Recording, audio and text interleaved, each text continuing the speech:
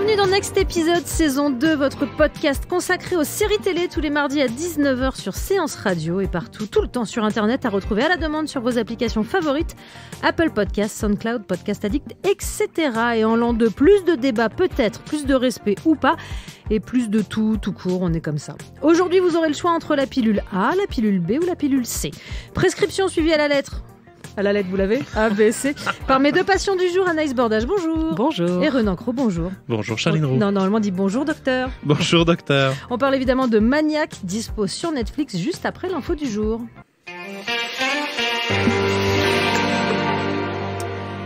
Et une bande-annonce pour la saison 2 de Marvel's Runaways, des fugitifs dotés de super pouvoirs qui découvrent que leurs parents sont des super méchants.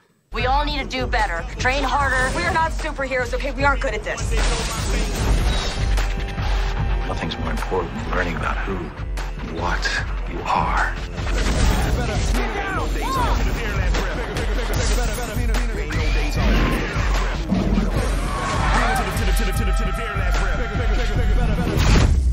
Yeah, that's right. That is how you do it.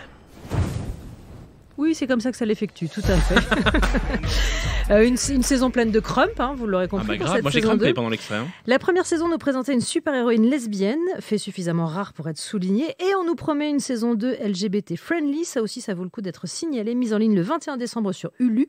Allez-vous regarder ? Oui. Voilà, merci d'être Merci venu. de ne pas élaborer. non, mais en fait, moi, ça m'a perturbé parce que les Runaways, c'était pas un groupe de rock à un moment. Si, tout à fait, Bon. Joan Jett. Joan Jett, donc j'ai cru qu'au départ. Non, mais là, c'est Marvel's Runaways. Bah ouais, mais j'ai Il y cru avait au un départ. indice dans le Bah titre. oui, mais bon, j'ai cru que c'était au départ un truc sur ce groupe de rock. Moi, j'avais vu le début de la saison 1 que j'avais trouvé plutôt rigolo, mais c'était un peu noyé dans cette avalanche de séries qu'on avait de super-héros à une époque. Il y en a beaucoup qui sont morts en fait de ces séries de super-héros. Il y a une époque, il y a un an. Il y a un an, la vie change, Charline Roux. Il y a 84 ans. Il y a un an, on était tous différents. Voilà, réfléchissez Merci. sur cette phrase. Non, tu tentes pas de relancer le hashtag. Sous Maintenant, tu attends le bon hashtag, moment. Ça suffit. Molito, vive la France, bonsoir. Anaïs, tu regardes ou pas ? Non, je regarde pas. Un peu pareil, overdose de De Marvel's blablabla, DC's blablabla. C'est bien fait, Marvel blablabla comme nom de série. Peut-être qu'on a un concept, mais non, a priori. Après, tu me dis LGBT friendly, ça m'intrigue. Moi, je suis un peu mais... hypée, hein, je vous le dis. Ouais, La bande-annonce fait envie. why not? Moi, j'y vais. C'est diffusé en France un jour ou... Je sais pas, c'est toujours sur Hulu, c'est crédité nulle Ah bah part oui, ailleurs. Hulu, oui. Après, on peut... Non, on ne dit pas... Oh, dis donc alors, ça suffit. qu'est-ce que... Allez, c'est l'heure de votre traitement.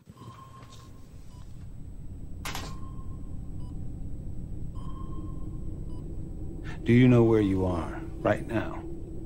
I'm in a drug trial. What do you think is wrong with you? I'm sick. But I don't matter.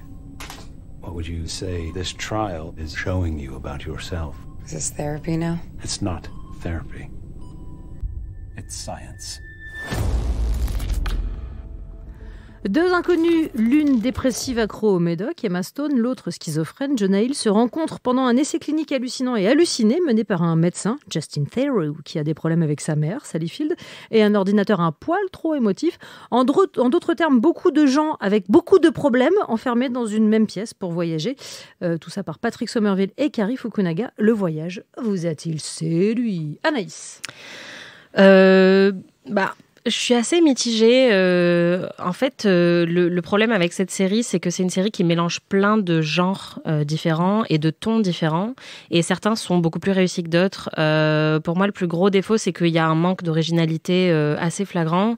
On a de la science-fiction, mais qui rappelle beaucoup Légion dans les séries récentes ou Her dans les films, avec un rétrofuturisme dans les costumes et les décors. Voilà, on a déjà vu un peu ça. Donc...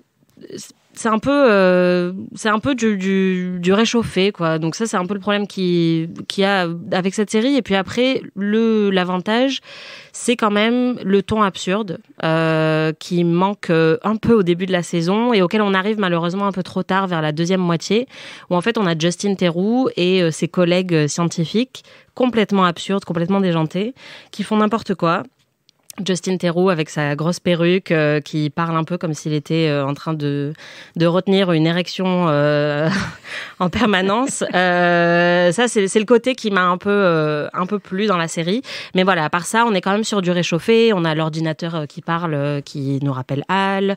Enfin, voilà quoi, c'est pas très original. Expliquons que l'essai thérapeutique, la prise de médicaments leur permet de voyager, guillemets, c'est-à-dire d'explorer des genres différents et d'incarner d'autres personnalités. Ça arrive quand même très tard. C'est pas dans le premier épisode, je crois que c'est dès le 3e, 4e. Je crois que c'est le 4e. Dans les 2 premiers épisodes, ils ne sont pas en essai clinique. Les 2 premiers épisodes établissent qui sont les 2 personnages. Et alors là aussi, il y a un gros problème de déséquilibre en fait et de cohésion. C'est-à-dire qu'on a Jonah Hill et Emma Stone. Et Emma Stone fait du très bon boulot. Elle est très bonne et elle montre qu'elle mérite complètement son Oscar.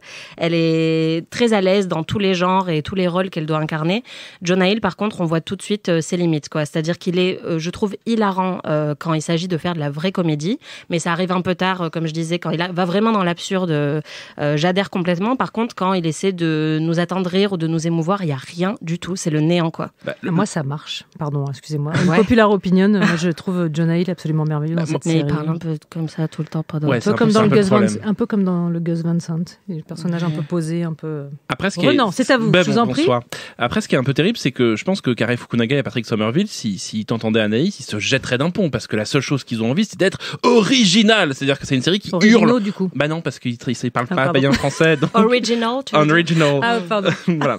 Ils sont vraiment... j'ai l'impression, en regardant Maniac, de voir un séminaire de pubards des années 90. Et ils sont sur d'une table, ils sont là, ouais, ce serait cool, on serait à New York, mais ce serait pas vraiment New York. Tiens, c'est marrant, à un moment, il y aurait un koala qui ferait des échecs. Oh, c'est cool, un koala qui fait des échecs. Et il y aurait Emma Stone, et à un moment, ce serait un peu un elfe, comme dans Le Seigneur des Anneaux. Ouais, trop cool. Et en fait, ils mettent comme ça des couches d'idées. Mais il n'y en a aucune qui réussit parce qu'en fait, tous ces univers, je trouve que... C'est des pitchs de pub, en fait. Ouais, c'est ça. En fait, on sent qu'ils comprennent pas vraiment les univers qu'ils veulent s'approprier parce qu'on a dans du thriller, on a du film un noir. Heist, un braquage, on a un truc de science-fiction. Et il n'y en a aucun qui réussit vraiment. Il manque toujours un peu l'élément qui fait le succès de ces genres-là. Arriver à cette scène-là, arriver à ces scènes-là, donc ils sont en fait, on est dans leur esprit, et donc on nous a mis 3-4 épisodes à nous expliquer en gros que la série va être une métaphore de la fiction et va être une métaphore du pouvoir de la fiction sur nos vies. C'est-à-dire en gros, Maniac, ça parle de ça, c'est en gros, on a tous en nous des failles et les histoires nous permettent de retravailler ces failles. Et donc ça décline ça. Mais c'est une idée plutôt belle. Mais en fait tout ça c'est noyé sur une avalanche de gags, de petits effets. C'est marrant, tu citais Spike Jonze et Her, et pour moi en fait c'est l'antithèse de ça. C'est-à-dire que là où Spike Jonze dans Her, il est capable de construire un univers sur quelques idées, quelques décalages, eux c'est du méga décalage. Alors, je précise pour ceux qui nous écoutent, je déteste Her de Spike Jonze et donc j'ai bien aimé Maniac. Donc du coup ça se... Non, en fait, doit-on continuer cette émission? Ceci étant, si je peux me permettre, alors Cary Fukunaga et Patrick Somerville, qui sont donc à l'origine de cette série, ne parlent pas du tout comme ça, comme des pubards. C'est pas une idée originale, on le sait, parce que c'est adapté d'une série norvégienne, donc ils n'ont pas la prétention d'avoir non plus... Ça n'a rien à voir, la série originale. Oui, je défends avec... Non, parce que la série originale, c'est vraiment l'histoire d'un schizo, en fait. Et c'est vraiment l'histoire d'un personnage qui s'échappe dans sa tête. Et eux, ils ont établi toute une espèce de machine.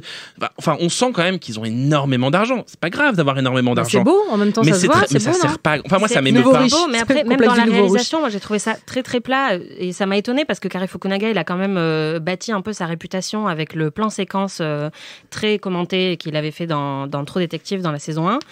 Et en fait, depuis, il fait que des œuvres qui sont assez critiquées justement pour leur manque d'originalité. Beast of No Nation, il a été accusé de plagiat pour la plus belle scène du film qui effectivement avait déjà été faite. Et là, en fait, c'est pareil. Sur la réalisation, moi, j'ai trouvé que c'était... Vraiment, il y a pas. C'est joli. Il y a une belle. C'est un cahier des charges, quoi. Ils font. Ouais, non, c'est ça. Les couleurs sont belles, les costumes sont très beaux, et je pense que la costume designer s'est vraiment éclatée parce que en passant dans tous les genres et toutes les époques, voilà. Mais il y a rien de nouveau, il y a rien d'original, il y a pas de nouveaux concepts, il y a pas de nouvelles idées, quoi. Parce qu'il y a pas Scarlett Johansson qui peut un peu comme ça. Bonjour. Non, c'est moi votre assistant. Non, Joaquin Phoenix fait quand même beaucoup mieux le dépressif que Jonah Hill, quoi. Mais il y a un problème de ton.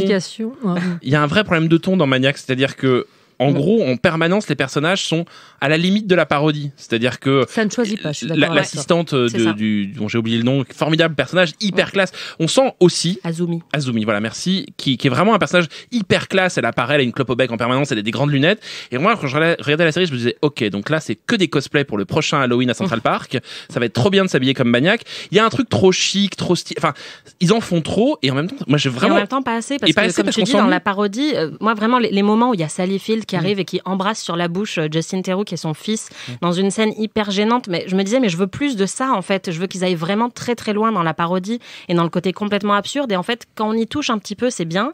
Mais effectivement, ils auraient pu faire plus. Et à côté de ça, tu sens qu'ils veulent raconter quelque chose de. Voilà, ils veulent avoir un message. Et le problème, c'est que cette partie-là, pour moi, est pas très réussie, quoi. En fait, c'est pas grand-chose à dire. C'est-à-dire, à part du pouvoir de la fiction et ce que les histoires nous produisent et qu'on a tous des failles en nous, merci. Non, mais c'est quand même l'univers de la thérapie et de la psychologie est hyper intéressant et mais en pas fait du tout traité.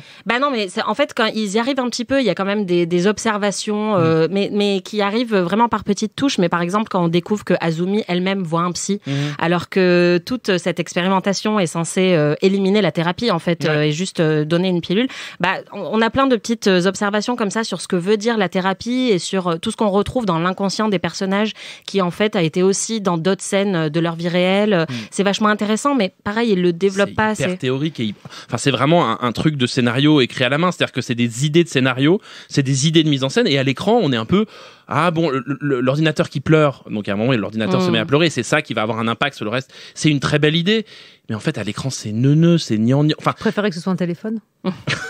Bon, le téléphone. Stop, ça suffit, non? Allô? C'est le monsieur de la dernière fois? Faut raccrocher maintenant, laissez-nous tranquille. L'émotion est vraiment portée par Emma Stone, je trouve, qui est très très bonne. Et bon, après, son histoire est un peu plus développée aussi que celle de Jonah Hill. Jonah Hill, c'est une situation, c'est pas une histoire, en fait. C'est ça voilà, qui est très différent. C'est qu'Emma Stone, on a le droit au background, à la faille. Et puis, Jonah Hill, c'est vraiment une situation, c'est l'enfant mal aimé d'une famille de riches. Ouais, voilà. Mais après, dans le premier épisode, je trouve que c'est assez bien fait. Sa position, où il y a cette, encore une fois, où ça va vers la parodie, mais un tout petit peu, où il y a cet immense tableau de cette peinture de la famille et où il y a un tout petit cadre à côté avec Jonah Hill. méchant qui est assez chouette, mais qui n'est pas tenu parce mais que. Mais il l'abandonne après. Par exemple, la story d'Emma Stone dans le deuxième épisode, mais vraiment, moi j'étais paumé, je ne comprenais rien. En fait, il faut dire un truc, il y a des moments où on ne comprend rien de ce qui se passe. Oh, quand même. Il y a un moment, elle va voir une espèce de type qui détricote des papiers, et alors on est là, mais pourquoi? Puis elle va voir une nana, on comprend qu'elles sont amies. Mais en fait, non, elles sont pas vraiment amies parce qu'elle fait semblant d'être amie. Enfin, c'est tout un jeu. Bah oui, mais c'est toutes les trouvailles que je trouve intéressantes. Moi, dans cette c'est espèce de futur très étrange, les Ad Buddies et les Friends Proxy, ces trouvailles-là, des nouvelles qu'ils ont. C'est vachement bien. Ouais, mais c'est vraiment complexifier une histoire qui était déjà complexe à la base. C'est-à-dire que quand même, on est sur une série où on rentre dans la tête des gens, où ils vont vivre des histoires par procuration, qui ne sont pas des histoires qui existent, mais qui sont des espèces de fantasmes intérieurs. Et on rajoute à ça un monde qui est encore plus compliqué, où il y a à nouveau aussi des systèmes. Enfin, vous voyez, c'est des fictions dans la fiction. Là, c'est le monde réel dans lequel il y a les Friends Proxy, mais par exemple, à un moment, moi, je me suis dit, en fait, est-ce qu'on n'est pas dans une espèce d'inception? C'est-à-dire qu'en fait, est-ce que tout ce qu'on voit depuis le début, c'est un truc qui n'existe pas? Mais ça, c'est ce qu'ils aimeraient qu'on pense. C'est-à-dire qu'ils jouent volontairement sur l'ambiguïté entre est-ce que effectivement c'est juste une expérimentation scientifique et est-ce que Jonah Hill, par exemple, est juste schizophrène, ou est-ce qu'il voit vraiment quelque chose et est-ce qu'il y a vraiment une connexion qui se passe entre les deux qui va au-delà de la réalité, et on ne sait pas vraiment. Et c'est marrant parce qu'on parlait de Légion tout à l'heure, et moi j'ai beaucoup pensé à la première saison de Légion. Vraiment, il y a des points communs, on ne peut pas trop dire, mais voilà. Et je trouve que Légion est plus fou, va plus loin, me surprend plus, est plus sexy, est plus étonnant. Et puis il est arrivé avant, quoi. Parce que par exemple, les scènes de danse un peu faux-folle qu'il y a dans Maniac, on les a déjà vues dans Légion. Les costumes un peu vintage, futuristes, on les a déjà vus dans Légion. Globalement, c'était Marocco, je suis en train de Voilà. J'ai niqué Marocco, qui est une phrase que je dis rarement, mais j'ai niqué Marocco. Voilà. Tu ne la rediras plus, s'il te plaît, parce que c'est quand même très très laid de dire ça. C'est vulgaire. Non, mais moi j'aime bien cette idée, les petites trouvailles qui émaillent ce qui est censé être leur présent. Sont assez intéressantes. Alors certes, le Avoid aussi est pas mal, la machine où son père est caché en fait au début et qui s'appelle Avoid, mais où ça veut aussi dire avoid, donc éviter en anglais, et parce que son père est un père absent, quoi, une figure un peu décevante dans une boîte. Ouais, voilà, il y a des petites trouvailles comme ça qui sont quand même sympas, quoi. Les Ad Buddies, c'est les publicités dans la réalité. Il y a un mec qui vient vous réciter les pubs sur lesquelles vous payez pas cognez généralement sur internet, et les Friends Proxy, c'est les amis en fait. C'est les amis virtuels qui en fait viennent finalement vous voir dans la vraie vie ou font comme s'ils étaient vraiment vos On amis. paye un service pour Ça doit être avoir fatigant quelqu'un quand qui même, hein. fait semblant d'être notre ami. Mais bon, on n'est pas si loin d'Instagram finalement ou de. Ouais, mais on peut justement, complètement imaginer si un la futur série dans lequel était, ça était existerait. mieux écrite ou en tout cas plus pertinente, on aurait un trouble un peu à la Black Mirror en se disant ah ouais tiens finalement ça pourrait arriver. Et là moi je trouve que c'est trop cartoon, c'est trop gag. C'est vraiment Mais c'est parce qu'il y a trop de mélange des genres, quoi. C'est-à-dire qu'ils arrivent jamais à choisir effectivement entre la gourmand comédie, aussi. la Ils ont satire. trop d'argent. C'est-à-dire qu'il y a Netflix leur a fait un petit chèque en blanc. Et j'ai l'impression, je me demande d'ailleurs aujourd'hui Netflix, ils sont vraiment très contents du résultat parce qu'ils sont un peu avec un truc où déjà on leur dit il y aura pas de saison 2, donc de toute façon voilà, c'est Donc faites-vous plaisir, quoi. On peut pas faire James Bond et une saison 2 de déjà. Maverick. Et moi ça me pose de plus en plus un problème ces espèces de séries qui sont en fait des films découpés en morceaux parce qu'on est un peu là-dedans. Oui, bah là ça se voit vraiment. Par exemple, c'est très surprenant d'avoir des épisodes de 25 minutes et puis après des épisodes d'un peu plus d'une heure. Enfin, on sent que vraiment, et en fait, sans que ce soit vraiment justifié par la narration de la série, on se demande vraiment pourquoi ils ont décidé de découper de cette manière-là la série. C'est très difficile à regarder sans. On peut pas picorer un épisode par-ci par-là. Ça demande quand même une concentration. Et il y a des moments. Moi, j'imagine les gens qui prennent l'épisode 4 en cours ou 5 et qui ne se rappellent pas, qui ont oublié, on comprend plus rien en fait. Donc moi, je suis un peu. En fait, ça m'emmerde un peu ce type de série. T'es pas du genre à picorer, quoi. Non, je suis pas du genre à. T'es pas picoring style. Je suis très Pringles, pas voilà. Ce dont on n'a pas parlé, c'est de la musique qui est quand même très très bonne, je trouve. C'est vraiment autant la musique du générique qui est assez obsédante, mais même toute la musique de la série et notamment dans les scènes finales où ça monte de plus en plus et on attend ça pendant tous les épisodes qu'enfin il y a une espèce de confrontation qui arrive et ça a un peu cet effet thérapeutique en fait, vraiment où on attend la réalisation finale et ça arrive et la musique joue parfaitement ce rôle-là et ça c'était vraiment chouette. Est-ce qu'on peut aussi être d'accord sur la prestation de Justin Theroux? Bah, il est cool, Justin. Quel homme parfait, magnifique, je l'aime. Et pourtant, il est vraiment pas son avantage dans cette série. Tout est atroce, mais il est quand même merveilleux. On a envie de le voir. Moi, j'ai vraiment un peu de mal avec tout. Pas lui, qui est vraiment génial, mais la surcharge du personnage. La première fois, on le voit apparaître. Sans raconter, c'est une scène de sexe en réalité virtuelle. C'est vraiment... On est sur du simili-grotesque. Moi, je me suis frotté les mains, j'ai fait une capture d'écran, je l'ai mise en photo de profil Facebook immédiatement. J'étais là, ok, c'est bon, I'm in. C'est ma vie, putain, je suis... Exactement. C'est ainsi que vous pourrez retrouver Anaïs Bordage sur les réseaux sociaux. Cherchez la photo de Justin. Voilà. Non, et puis moi, l'idée que je trouve assez intéressante finalement dans la narration, c'est cette envie d'éradiquer la tristesse, qui est quand même une idée complètement absurde et idiote. Oui, mais en réalité, c'est l'idée. Parce que c'est ça, c'est que ça sert à rien de prendre un cachet, alors qu'en fait, il faut vraiment confronter tous les traumatismes qu'on a vécus, et ça prend du temps. Et c'est pas juste en prenant une pilule qu'on peut effacer certaines choses. On met quand même énormément de temps avant de savoir exactement ce que veut raconter la série. Au moins 4-5 épisodes avant de se dire ah oui, ok, donc le sujet, c'est vraiment ça. Moi je trouve pas. Moi je trouve que vraiment, moi le pilote, j'étais pas hyper convaincue. Je trouvais que ça manquait d'émotion. Et en fait, à partir de l'épisode 2 avec Emma Stone, avec Emma Stone, là je me suis dit ok, c'est bon. J'ai de l'émotion. Elle joue mieux. Son histoire est effectivement plus facile à capter, je pense, que celle de Jonah Hill, qui est un peu dans son côté série judiciaire, en fait, avec un procès, tout ça. Et puis surtout, il y a tous ces trucs où on croit que c'est un super-héros, en fait. Moi, vraiment, j'ai cru que c'était un super-héros. Je trouve très dur sur le dossier de Jonah Hill, que je trouve mais il est bien dans le film, série. mais je trouve que son personnage... C'est pas un film, c'est une série. Oh, ben voilà. Voilà. On y est arrivé. Le lapsus qui prouve qu'il y a un problème là-dedans. Non, moi, je trouve qu'il était parfois très bon et parfois frustrant parce que il est tellement dans la retenue, et je pense que c'est complètement volontaire de sa part, mais pour moi c'était trop quoi. J'avais peur que je sais pas ses yeux éclatent à force de se retenir comme ça, de montrer la moindre émotion. Dans l'épisode 9, celui que personne ne verra jamais. Exactement. Embauchez-moi pour écrire bon, la suite. Je vous sens très mollo-molito sur cette série, c'est tout. Très mollo-molito. Ouais. Moi j'ai aimé, je continuerai de détester Her de Spike Jonze. Oui, je m'en fous. Je suis pas là pour avoir des... je suis Maximolito. Une recommandation. Eh bien, puisque j'ai Ken Marocco, j'en ai une autre qui s'appelle... en fait, qui est une série qui n'est pas complètement réussie, mais on parlait d'éradiquer la tristesse, c'est le sujet, c'est Kidding, avec Jim Carrey, qui est une tentative de faire une série dépressive joyeuse, ou en tout cas une série dépressive féerique, ce qui à mon avis est pas complètement réussi. C'est l'histoire donc de Jim Carrey, qui est un animateur pour enfants, qui vraiment va pas bien dans sa vie. Ouais, d'un programme télé pour enfants, qui a des marionnettes, c'est une sorte de Jim Henson, enfin voilà. Et il va pas très bien dans sa vie, là, il a subi un deuil assez grave, et en fait tout le sujet de la série, c'est lui en fait qui veut se confronter à la tristesse. On lui dit bah non, toi tu dois être heureux en permanence, toi tu souris. Et Gondry traite ça avec une sorte de mélancolie, de distance, avec des effets de mise en scène, avec des marionnettes, voilà. parfois c'est un peu trop, c'est un peu chargé, mais vraiment je trouve que la série est plus forte sur ce que veut raconter Maniac. Je pense que Kidding le raconte mieux dans un format plus court et avec un vrai format sériel, parce que c'est vraiment le quotidien de ce personnage. Jim Carrey est dingo, et puis il y a une scène assez dingue. C'est un pléonasme. Ouais, c'est vraiment un pléonasme. Il y a une scène qui tourne pas mal en ce moment sur les réseaux sociaux, qui est assez folle en termes et en termes de mise en scène. Et puis on retrouve une actrice dont j'ai oublié le nom, mais Anaïs va m'aider, qu'on retrouve dans Garfunkel and Oates. Que j'adore, eh bien, répondez-nous. Voilà. Si vous avez le nom de cette comédienne, je ne sais plus comment elle s'appelle, et qui est vraiment une. Molo Molito, elle était dans un Molo, un Molito. Merci, Jarline. Elle était géniale dans Garfunkel et Oates. Je suis désolé, j'ai oublié son nom. Je l'embrasse. Eh ben, vous êtes viré. Anaïs. Moi, ma recommandation, c'est The Leftovers, une série.